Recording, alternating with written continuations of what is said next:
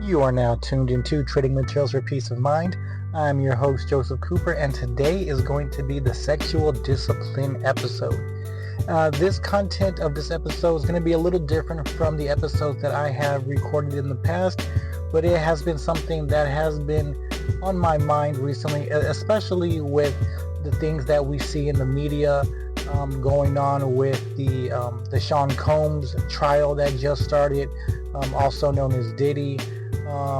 Also seeing what is being accused of Shannon Sharp in the media, but also things that have happened to other celebrities in the past, such as Harvey Weinstein and R. Kelly.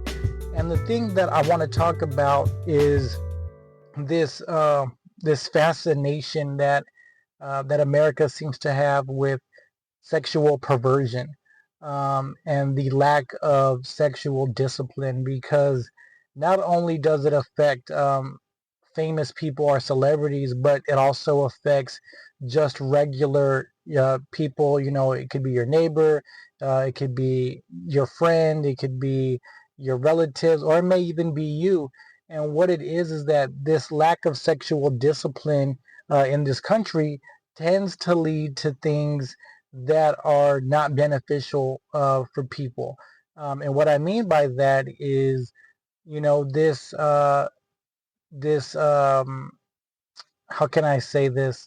The world and this culture that we have of free sex and free love, and to be uh, promiscuous, is also damaging to a lot of people. It's damaging to really to ourselves, and this is something that doesn't get spoken about very much in the media or at all. And I think the reason for that is because there's a mantra out there that sex sells, and sex is used in marketing, it's used in media, it's used uh, a lot in social media, and really it's all over the place, and it's being presented in a very is being presented in a manner that seems to be more appealing,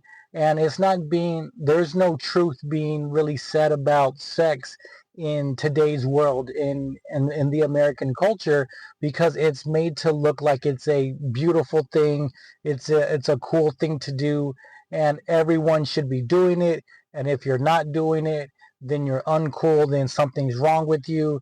And these sentiments seems to trickle down to a very vulnerable group, which is our youth, our kids, especially with pornography and things that they see and things that they hear. And kids are very impressionable. They're easily influenced, and because of the way that the culture of this country has placed sex, has been prioritized, especially when I'm talking about sex, I am talking about premarital sex. That is being pushed upon everyone. Of It doesn't matter your ethnicity, um, your class, whether you're impoverished, or whether you're middle class, or whether you're considered upper middle class, or are you considered wealthy. This mantra, like I said, is being pushed on so many people, and it is harming so many people, that it really, it's mind-boggling how this can be looked at as such a positive in this country, when all I see is it's hurting people, it's hurting everyone, it's harming our youth, it's harming our young people, it's harming everyone, regardless of your age and regardless of your class, and regardless of where you're from. And I think that's because this country lacks sexual discipline.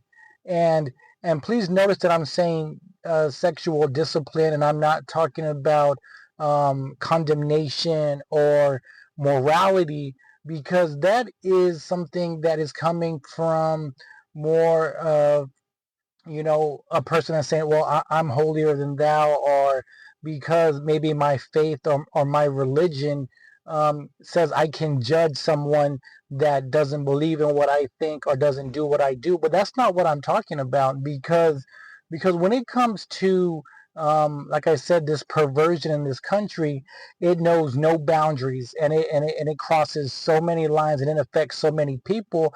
Is that I'm not here to judge anyone. One, because I can't judge anyone, because judging is for God and God only. And I don't want to judge someone because I wouldn't want someone to judge me. And I can't condemn someone because of something that they're doing or something that they've done, because I don't have any type of authority. I'm not better than anyone. Like I've always said in my podcast, is that I am a sinner. And this is the absolute truth. I was born in the flesh.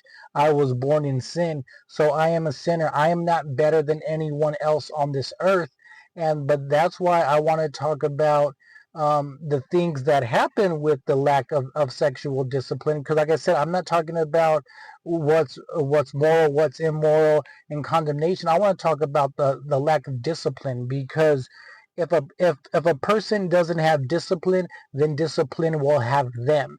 And I think it is very, very important that we understand how these different things can infiltrate any and everyone, because no one is above it. Because, like I said, it is being put in our faces. If it's magazines, it's billboards, it's television, it's movies, it's social media.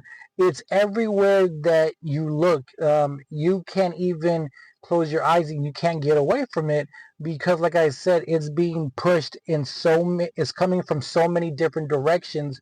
But what I talk about is that lack of discipline, it only harms people. It doesn't, we have, they try to label people that say words such as calling someone a virgin has been classified as a put down, is that I am going to disrespect someone by calling them a virgin, or calling someone a prude because someone does not engage in sexual activities.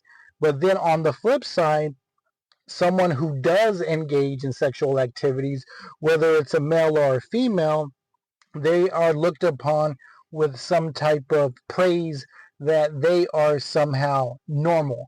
And people who are not doing the things that they're doing, they are somehow abnormal. And I think this is where this is, like I said, when I talk about, I always say that Jesus is the counterculture, because culture is going to tell you to do this and do that and engage in this and engage in that. But God's always going to say, the opposite. And this is where the word comes in, and this is where faith is coming in, because that is not what God placed us on this earth to do. This is not the reason why he gave us reproductive organs. It was not to involve in promiscuity. It was not so we could use our eyes to view pornography. It was not. This is not why God placed us on this earth. Is, like I said, there is a sexual perversion, and yes, it is, and I do believe that there is evil in it, because this, it's, you take something that should not be uh, celebrated, and somehow we have glamorized it, and we have made it polarizing. And with the rise of social media, and people, they say things, and they say words such as, OnlyFans and Pornhub and all these different things, is that it, like I said, it creeps into people's heads, and it really starts to take over, and it starts to influence them in a very negative way. Because what that does in that sexual perversion, it causes people not to view people as people. It causes people to view them as objects. And I've said this in previous episodes of my podcast, is that the moment a person does not view a person as a human being, then it's only going to go south from there. It's never going to go well for anyone, because this is where um, people think that they can somehow they can disrespect someone, or maybe they're better than someone, or maybe they're superior to someone, and living some type of life of supremacy. And I think that is what pornography does. It objectifies people when they should be viewed as human beings. It puts strains on relationships. It puts but also, and the thing that also, what the lack of sexual discipline does, is that it harms people in so many different areas, um, such as physical health, right? We're talking about um, STDs, and we're also talking about mental health, the psychological aspect. And I do want to point out that physical health is just as important as mental health. Now, I know mental health isn't spoken about nearly as much as I think as it should be out there, but I am glad that we are beginning to shine a light more on mental health. But it also, and I'm talking about the health aspect, but I'm also going to talk about things that that do come along with sex outside of a marriage, such as unwanted pregnancies. That is a very big concern, not only in this country, but I think all over the world. Um, I myself, I am a product of, premarital sex. I was born out of wedlock. My mother and father, they were not married. And, because we were not in a quote unquote traditional family, because, my mother and father, they did split up when I was very young. So now I am in a single parent household, and I think of all the trials and tribulations and all the struggles that came along with that, such as, and this is where, you know, what we do doesn't just affect us, but it also affects our children. And I want to put a spotlight on that, because just me being a child of someone, or of two people that were not married, it made me feel inferior. It made me feel that I was not worthy of being loved, because I didn't have two parents at home. And so think about the mental of, the children who are growing up in a single parent household today. Think about the children that are growing up, and maybe they don't get to see their father, or maybe they don't get to see their mother, because they were born into a situation that maybe didn't come from a marriage, and it didn't come from love. And that's just something to think about. And that's just coming from uh, think about our the offspring, the children of the world. But also, and maybe it's not unwanted pregnancy, and we're going back to the STDs, and and it could be anything, that where sex outside of a marriage could harm so many things. As maybe it's infidelity, maybe it's sex, maybe someone is married and they're having extramarital affair. And think about how many things can be harmed there. Think about how a family can be broken up. Think about how a divorce, and all these different things that can happen. And this is why I talk about discipline. I think that word, people are scared of that word, because people think that if I'm being disciplined, I am in trouble. I did something wrong. But discipline doesn't mean the same, especially when we become adults. Because when you're an adult, discipline is a good thing. That means a person is being responsible. That means this person is, I think the word that they use today is adulting. And we should be adulting, and we should be mature, and we should be being mindful of our thoughts and our decisions, and we need to make sure that we're always putting our best foot forward. And so that's what discipline really is.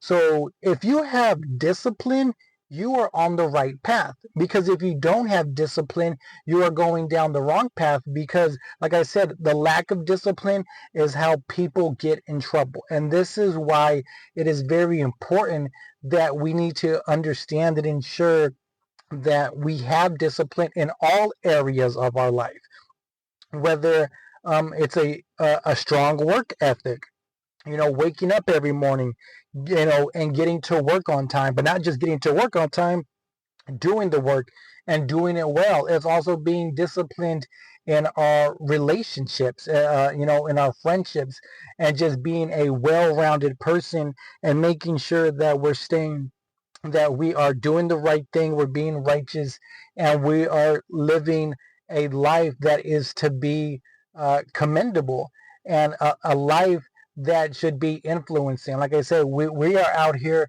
to be disciples and to be a vessel of the Lord. But in order to be a vessel of the Lord, we need to be Christ-like. We are never going to be Christ, because Christ was perfect. And no one is perfect, not me, not anyone listening to this podcast, but we need to strive to be Christ-like. That means we need to strive to do things in a manner that Jesus would have done them if Jesus was still walking this earth. Because when Jesus ascended into heaven, we were given the Holy Spirit.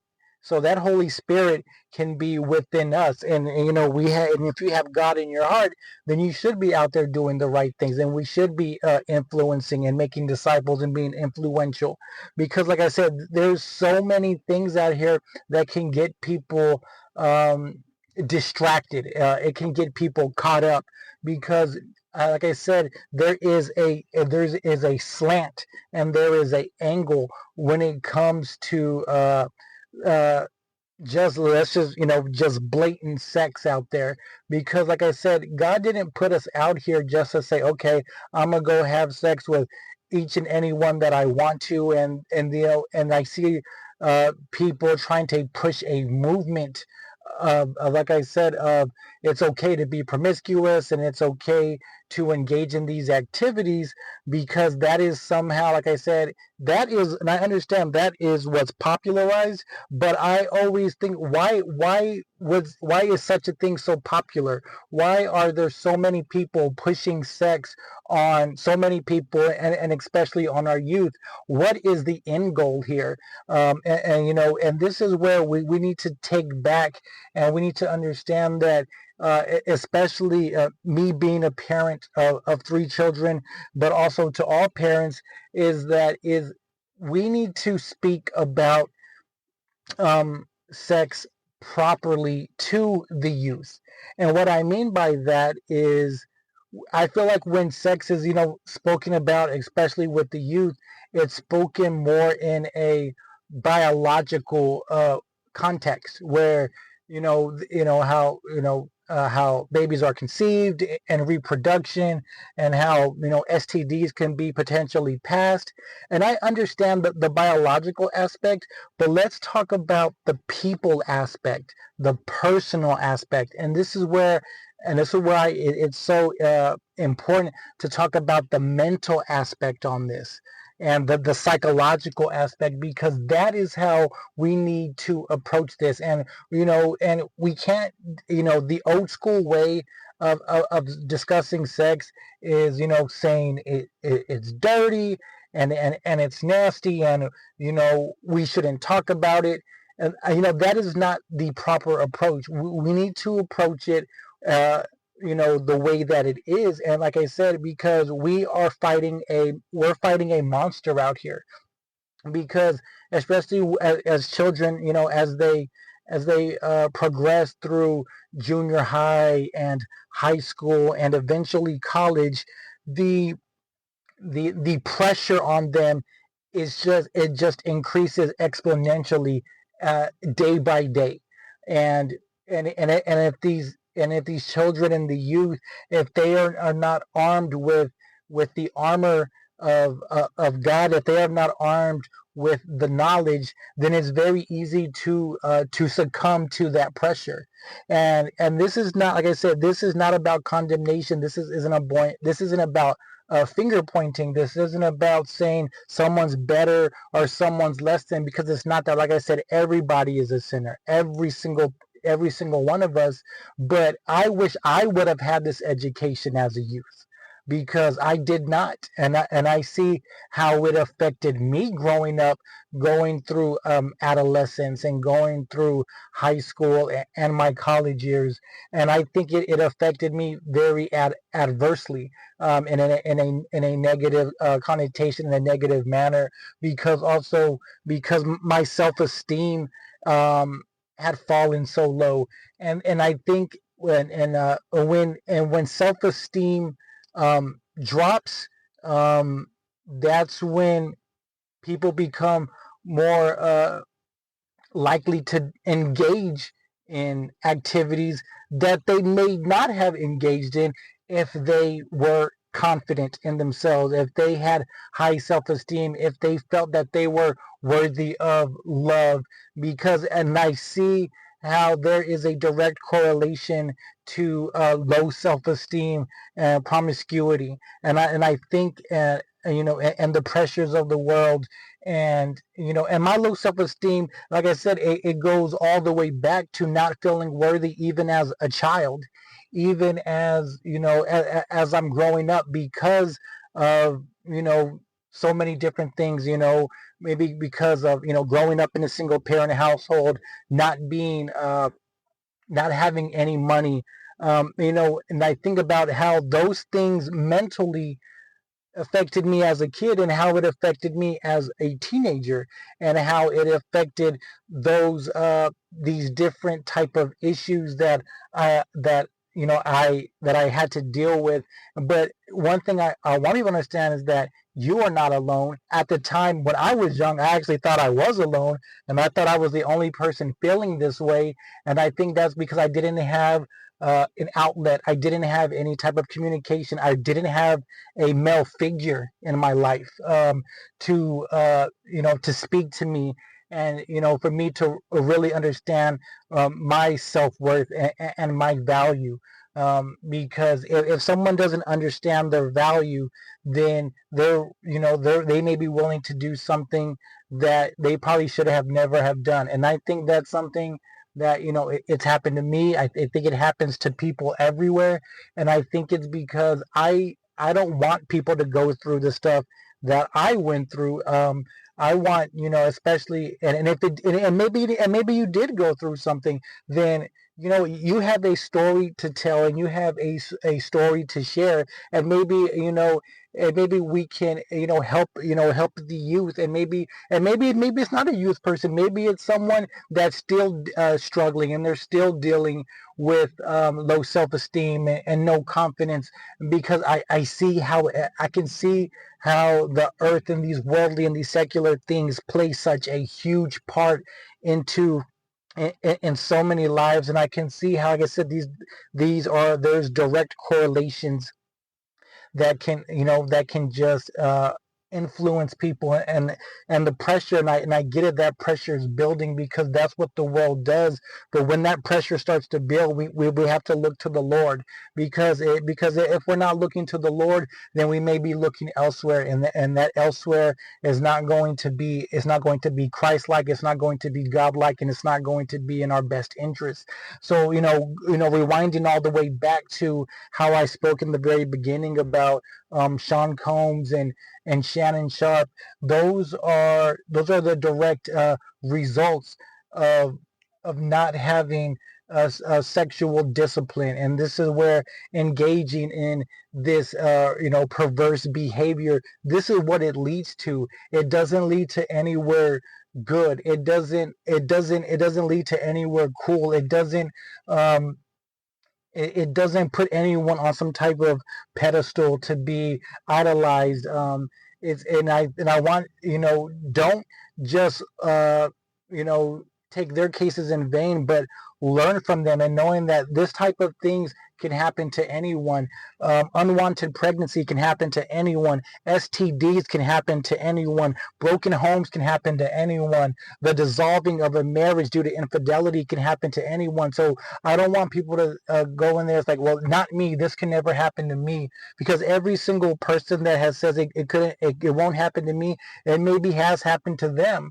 And so this is where we need to stay steadfast. We need to stay prayerful, and we cannot be influenced by the evil on this earth. We need to make sure that we keep our eyes on the Lord, continue to read the truth, listen to the truth, and surround ourselves with the truth, because it is very easy for temptation and evil, for the devil to walk in. So I want to leave it on that note, that like I said, stay prayerful, stay steadfast, and stay Christ-like, and don't let the world bring you down, because the world and the secular things and the devil does not want to see you succeed. So, like I said, keep God first.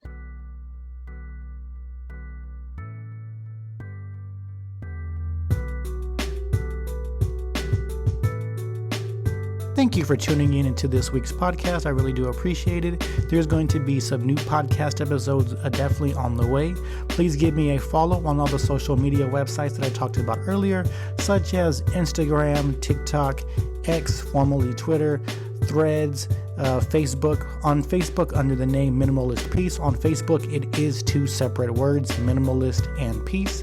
That is where you'll find, like I said, any new shorts, TikTok videos, Reels, also updates on upcoming episodes. And also that's where you will learn when a new episode is being uploaded. So thank you again for listening. I really do appreciate it. Peace.